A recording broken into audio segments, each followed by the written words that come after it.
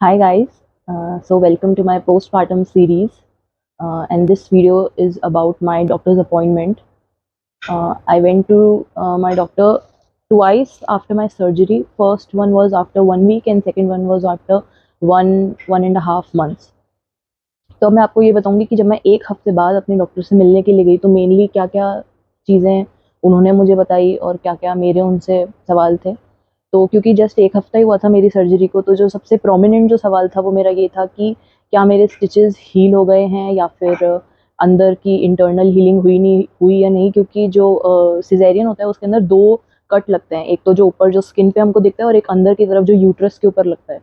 जो मेरा सबसे ज़्यादा इंपॉर्टेंट सवाल उनसे ये था कि एग्जैक्टली मेरे साथ हुआ क्या था, क्योंकि हॉस्पिटल में इतना टाइम नहीं मिलता इतना डिटेल में बात करने का। तो तब तो मेरी उनसे इतनी बात नहीं हुई थी और मेरे दिमाग में जितने भी डाउट्स थे वो सब मुझे क्लियर करने थे, क्योंकि मैं कहीं ना कहीं इसके अंदर उलझी हुई थी अपने दिमाग में कि मेरे साथ ऐसा क्यों हुआ।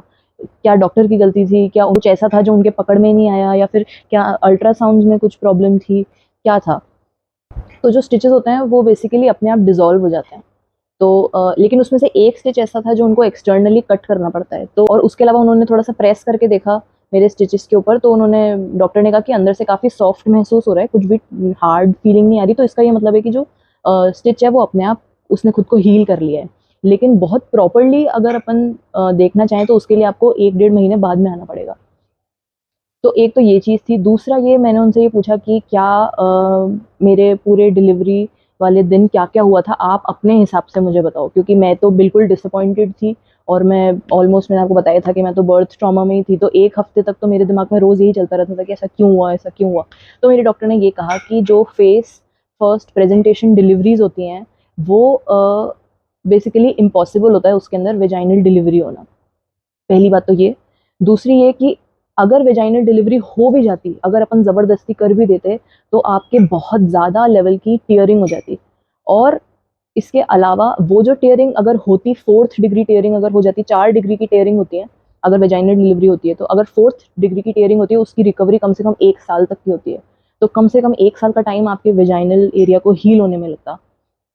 दूसरा ये उनका ये कहना था कि कभी भी फेस फर्स्ट प्रेजेंटेशन डिलीवरीज कभी भी प्रोग्रेस नहीं करती, लेकिन आपके केस में जो लेबर था वो पूरी तरीके से प्रोग्रेस कर रहा था, तो उनको एक होप थी कि ये एक बस इसलिए टाइम लग रहा है क्योंकि फर्स्ट प्रेगनेंसी, इसके अलावा उनको कुछ और लगा नहीं, और बच्चा काफ़ी ऊपर था, तो वो पेल्विक एग्जामिनेशन से पता भी नहीं लगा पा रहे थे कि एग्जैक्टली उनके फिंगर पे बच्चे का कौन सा पार्ट टच हो रहा है।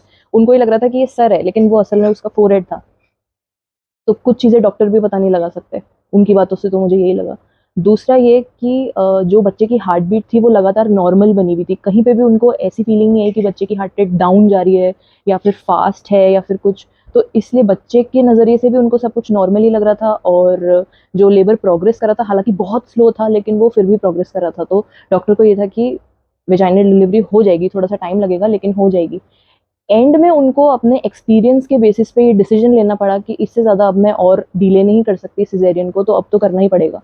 तो जब उन्होंने मेरा सिजेरियन करना शुरू किया तो उन्होंने ये देखा कि जो बच्चे का सर था वो वेजाइनल कैनाल के अंदर फंसा हुआ था, उसका जो फोरहेड था वो वहाँ अटका हुआ था। तो बेसिकली उनको बच्चे को वापस पीछे खिसका के और फिर ऊपर से निकालना पड़ा, क्योंकि मैंने जितनी फोर्स लगाई थी अपने शरीर से उसको बाहर भेजने के लिए, और जो फोर्स जो पेन सारे थे उन सब की वजह से जो बच्चे का सर था, फोरहेड था, वो वेजाइनल कैनाल के अंदर जाने लगा था। लेकिन वो क्योंकि इम्पॉसिबल है, वो रास्ता फेस प्रेजेंटेशन के लिए बना ही नहीं है, वो रास्ता हेड फर्स्ट प्रेजेंटेशन के लिए बना है, तो उसमें से निकलना इम्पॉसिबल था। तो हमने एक बहुत बड़ी रिस्क को अवॉइड किया सिजेरियन करा के। और उनका ये कहना था कि ये सैकड़ों में से एक केस है जहाँ पर ऐसा होता है कि जो नॉर्मल डिलीवरी नहीं हो सकती थी, जो शुरू के 2 घंटे में ही शायद हमको पता चल जाता, लेकिन आपके केस में वो एंड तक पता नहीं चला। उसमें मेरी भी गलती थी कि मैं सहन करती थी, क्योंकि मुझे क्या पता कितना दर्द होता है, मैंने तो यही सुना था बहुत दर्द होता है, एक दिन होता है, सह लेंगे अपन तो मैं सह रही थी। मुझे ये नहीं पता था कि मैं अपनी लेवल, जितनी एक इंसान की लेवल होती है उसको क्रॉस, सुपर नेचुरल पावर्स आ गई थी मेरे अंदर। मैंने शायद 3 लोगों के बराबर वजाइनल डिलीवरी और एक जने के बराबर सिजेरियन कर लिया, 4 बच्चों को एक दिन में पैदा किया। ये बिल्कुल वैसा है। और उन्होंने मुझे ये बताया कि तुमको देख के भी हमको ऐसा लग रहा था कि तुम कर लोगी, और सिचुएशन भी ऐसी थी कि तुम कर लोगी। बस पता नहीं कहाँ से उनके दिमाग में एंड में आया कि अब इससे ज़्यादा और नहीं वेट कर सकते, और इसलिए उन्होंने मेरा सिजेरियन कर दिया।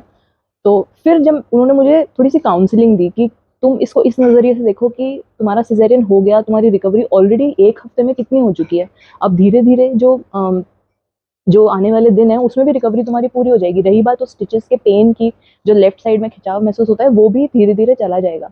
अगर तुम ये इमेजिन करो, अगर हम तुम्हारी वजाइनल डिलीवरी कर देते तो तुम्हें 1 साल लगता उसकी रिकवरी के लिए, और वो भी कोई गारंटीड नहीं है। और वेजाइनल डिलीवरीज में स्टिचेस वेजाइना के पास होते हैं।